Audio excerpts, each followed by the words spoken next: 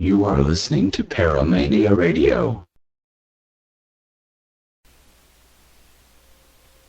Greetings to you all, and welcome to Tales of the Odd, heard exclusively on ParamaniaRadio.com. I am your host, Dune. Won't you please join me as I venture into the world of the unexplained and look into things within the paranormal? Remember, coloring outside the lines can be fun, but we must question everything. In this episode, we are going to take a step back in time, a time where the Malleus Maleficarum, the Hammer of the Witches, reigned supreme, where the Witch Bull of 1484 approved the Inquisitions to follow, and "Thou shalt not suffer the witch to live" was the motto of the day. But before we begin, a bit of background or history to properly set the scene. There were several complex factors that led to the witch trials, but for the sake of time and not to bore y'all to tears, I will only highlight a few. For the complete list of the factors, you can visit Tales of the Odd and check out the show notes at talesoftheodd.yellowsite.com. Factor number 1. Biblical condemnation of witches that began circa 560 BCE. Along with the Exodus 22:18 passage mentioned above, Leviticus 20:27 was also a frequently cited passage used in condemning witches. A man also or woman that hath a familiar spirit, or that is a wizard, shall surely be put to death. They shall stone them with stones, their blood shall be upon them. Factor number 2. 1208 CE. Satan becomes sinister following Pope Innocent III's attack on Cathar heretics who believed in a world in which God and Satan, both having supernatural powers, were at war. The Church attempted to discredit the Cathar belief by spreading stories that the heretics actually worshipped their evil deity in person. Factor number 3. Thomas Aquinas argues in Summa Theologica, which was written in 1273 CE, that the world was full of evil and dangerous demons. In Aquinas' mind, sex and witchcraft began what would become a long association. Demons thus are not seen as merely seeking their own pleasure, but intent also on leading men into temptation. Factor number 4. Pope Innocent VIII and the Malleus Maleficarum put to rest the old orthodoxy that witches were powerless in the face of God, to a new orthodoxy that held Christians had an obligation to hunt down and kill them. Over the next 40 years, the Malleus would be reprinted 13 times and come to help define the crime of witchcraft. Factor number 5, and I found this to be very intriguing. The 1606 performance of Shakespeare's Macbeth. During Shakespeare's day, witches were seen as worse than rebels, the most notorious traitor and rebel that can be. They were not only political traitors, but also spiritual traitors as well. Act 4, Scene 1, a cavern, in the middle, a boiling cauldron. Thunder, and enter the 3 witches. Thrice the brinded cat hath mewed. Thrice and once the hedge pig whined. Harpier cries, "'Tis time, 'tis time." Round about the cauldron go, in the poisoned entrails throw. Toad that under cold stone days and nights has 31. Sweltered venom sleeping got. Boil thy first, I charm the pot.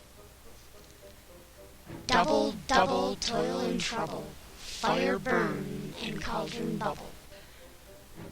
Factor number 6. The last execution for witchcraft in England took place in either 1682, which was Temperance Lloyd, or 1716, when Mary Hicks and her daughter Elizabeth were hanged. Either way, the Witchcraft Act of 1735 saw the end of the traditional form of witchcraft as attitudes changed. Penalties for the practice of witchcraft as traditionally constituted which by that time was considered by many influential figures to be an impossible crime, were replaced by penalties for the pretense of witchcraft. Regretfully, though, this did not prevent witch hunting from shifting from one side of the Atlantic to the other. Hence, the outbreak of hysteria in Salem in 1692. So ends our history lesson for today. Now, on to the story. Extraordinary retrial begins of woman burned at the stake as a witch in 1627. This is from the UK Daily Mail, written by Alan Hall on February 13th, 2012. A woman who was burned at the stake for sorcery more than 300 years ago is the subject of an extraordinary retrial, which is seeking to clear her name. Kathrina Henot was tried, convicted, and burned at the stake in the German city of Cologne in 1627 for being a witch, one of an estimated 25,000 alleged sorcerers incinerated for practicing the dark arts in Germany in days gone by. However, her supporters are hoping to see her name cleared of any wrongdoing in a trial which could pave the way for other similar hearings to take place. Mrs. Henot ran the local post office and attended parties in the city. Her modern-day defenders say she was tortured and burned because a political rival wanted to get his hands on her money. Her story is well known in Germany. There is a statue of her in the town hall in Cologne, and a book was written about her. Now, Cologne Council, the same body which found her guilty, is reopening her case. Hartmut Hegler, an evangelical priest and religious education teacher, who made the request for the trial to be reheard, said, "Kathrina held her own reputation in high esteem. She would want to have it cleared. As Christians, we find it challenging when innocent people are executed, even if it was centuries ago." Hegler tracked down some of her living relatives, some of whom will attend the hearings. Evidence from the time will be re-examined, and a panel of local politicians, clergy, and lay people will decide on her guilt or innocence. One of her relatives, Martina Hertz, said, "I do think she should have her name cleared, but I think of the endless amount of people still living who are being mistreated and find that much worse." If the case is successful, it could lead to similar hearings across Germany, the European country which burned more witches than any other. Following the Würzburg witch trials, which lasted from 1626 to 1631, 157 men, women, and children in the city were burned alive at the stake, and more than 900 burnt altogether over the entire area. They were judged for sorcery and witchcraft, and for having made a pact with the devil, and were part of the witch hysteria that precipitated a series of witch trials in South Germany at the time, such as at Bamberg, where over 300 executions took place. The Catholic Church was the driving force behind the persecution, which was enthusiastically stoked up by nobles across the land. Julius Etcher von Mespelbrunn, Prince Bishop of Würzburg, and his nephew, Philip Adolf von Ehrenberg, were responsible for burning 900 people, including 19 Catholic priests and children of 7 who are said to have had intercourse with demons. People from all walks of life were arrested and charged, regardless of age, profession, or sex, for reasons ranging from murder and Satanism to humming a song with the devil, or simply for being vagrants and unable to give a satisfactory explanation of why they were passing through town. As an update, the Irish Times, on Tuesday, February 14, 2012, Cologne Council adopts resolution acquitting woman of being witch in 1627. In other words, she was found innocent. Just some highlights from this article. Researchers say there is no evidence that Henot dabbled in the occult, and that jealousy was the most likely motive for the witchcraft claim filed by a local nun. Yesterday's rehabilitation is part of a campaign to reverse witchcraft rulings which cost over 25,000 Germans their lives. He, referring to Hegler, lodged the rehabilitation request with Cologne City Council, the same body that condemned her to death, when research by his students revealed that Henot had never been acquitted and was thus technically still guilty of witchcraft. After yesterday's council session, Mr. Hegler said it was belated justice for a woman wronged.